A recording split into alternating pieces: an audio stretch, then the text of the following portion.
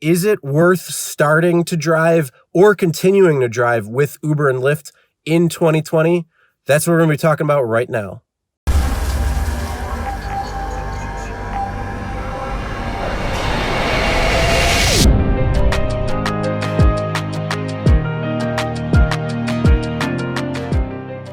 I'm Barbara Walters, and this is 2020. Thank you, Barbara, for that wonderful intro. And yes, it is 2020, so Happy New Year to everybody.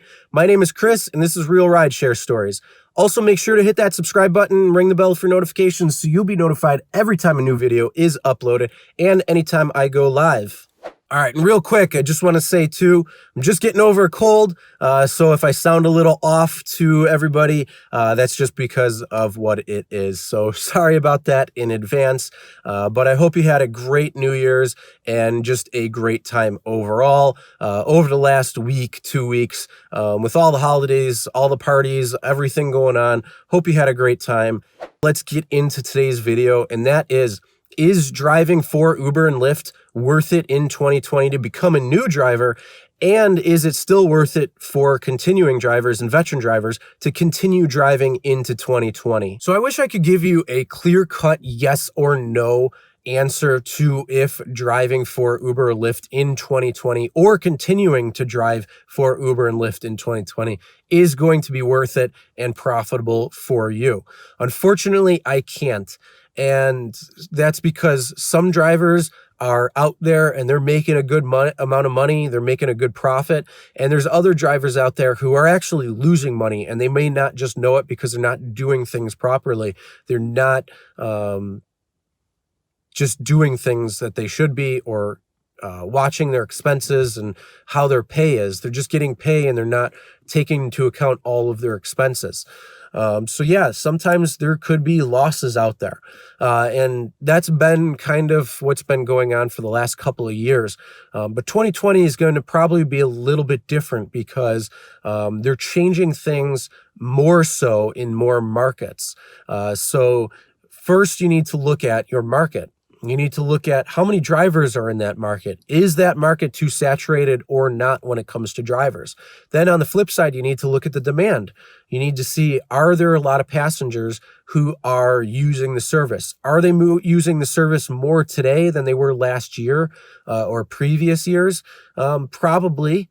But you need to look at their habits and their trends and when people are going out, when people are using the service. And that's going to kind of dictate how much money you could make on a shift or at a time or whenever you're going out, because it's all market-based. Then on pay rate, they've changed their pay rates quite a bit from previous years to today, and always are changing things. And it's not necessarily in drivers' best interest. So that means strategies and a lot of thought needs to go into how you're driving and when you're driving so you don't take losses when you go out on the road. But a lot of people may just go online and start driving and try to expect rides even though they may not be making any money or losing money when they go out. So how you can figure that out is you need to look at your pay rate, how much money you're taking in from Uber or Lyft per day, per week, however you're doing it, and then subtract out all of your expenses, which means your gas, your car maintenance costs. You need to come up with some sort of number on, getting tires and getting oil changes, and for unforeseen things, maybe you need to get a radiator replaced or anything that may happen to the car or any expense that may happen. So it's not just gas or car maintenance, but insurance. If you're getting water or energy drinks or coffee or food when you go out, those are all expenses you're incurring because you are going out and driving. And most of them are variable costs as well. So that means the more money the more driving you do, yes, the more money you're going to make because the more rides, but that also means the more expenses you're going to incur when you go out. And taxes are also one of those things that you need to pay attention to as well, too. So you really need to figure out and sit down and see how your market is and what your area is to your taxes, to your expenses, and all those things. Because once you figure that out, you're going to know if you are making a profit when you go out and drive or if you are taking a loss. Now, if you are taking a loss, you need to hone up on your skills, and you need to come up with good strategies that will make you profitable, or hang it up and, throw in the towel, because maybe it's just not for you and you're not going to make a profit. So that's one thing you really need to pay attention to. Then for those who are making profits, one of the other things that you need to pay attention to is the passenger themselves. And this is a customer service job. So you are dealing with customers in close quarters for a small amount of period of time, which means it could be anywhere from a couple of minutes to, the average, which may be about 10 or so minutes, up to maybe a couple hours, depending on the ride length. So yeah, this is could be a high stress or high activity type of job for you. So is it worth it? Is it worth it to continue, or is it worth it to get into? Those are some factors that you really need to pay attention to. But if we're going to look at what it is in 2020 and if it's going to be profitable or not, let's look at 2018. In 2018, the average driver made was $18.50 per hour. In 2019, the average is $17.21 per hour, or 88 cents per mile. So it has gone down from 1850 to 1721, which means that's $1.29 per hour. That is less from 2018 to 2019 on average for the average driver. This is a study that was done by Gridwise, and their data is based on 100,000 rides over 20 million miles. And this is on gross pay. So this doesn't account for any expenses that are incurred. So that means it doesn't take into account gas or car maintenance, insurance or taxes or anything that's related to rideshare expenses. So that is just on gross pay. That's what Uber and Lyft pay out to their drivers. So yeah, you could see that it went from 1850 to 1721. Now, I don't know if I can't say it's going to be another $1.29 lower. I mean, it could be, again, the same from 2019. It could go up. It's really going to depend on how many rides are going on, what's going on in your market. And again, this is on a national side of things. Sorry about that. I didn't say that before. That's on a national level. That's not over in a particular market or area. So your market or area might be different, might be lower or higher depending on what it is. But that's the average in the U.S. was 1850 in 2018, 1721 per hour in 2019. So you just see that it has gone down.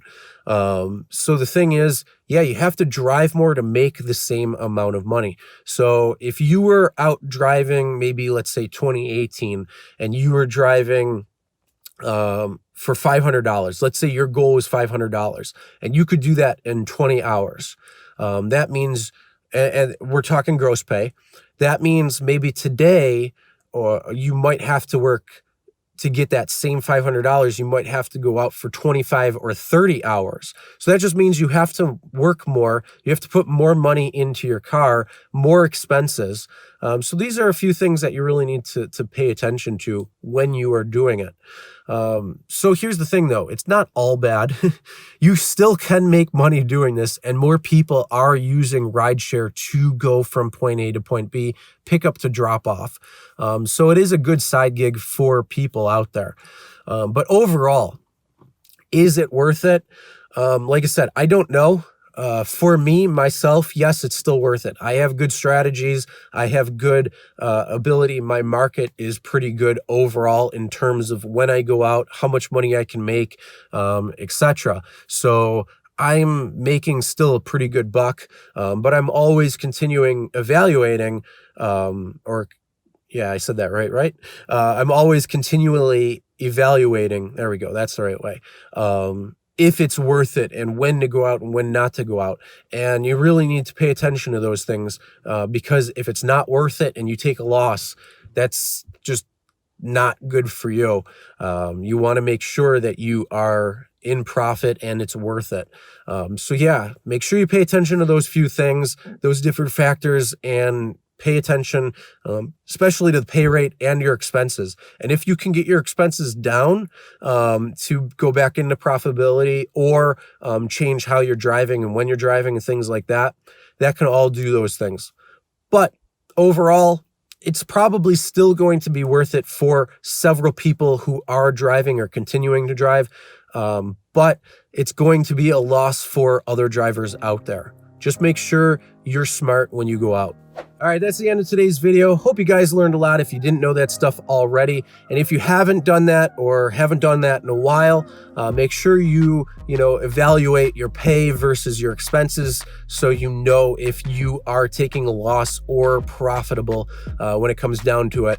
Because I would like to see you all making money out there and making the most amount of money you can, because nobody wants to take a loss. It's not worth it because you're losing money. So yeah, make sure you know that. And then also make sure to subscribe and ring the bell for notifications so you'll be notified every time a new video is uploaded, as well as anytime I go live, and you can participate in the live chat and we can hang out and have a good time. And as always, never drink and drive, always tip your drivers, and we'll see you next time.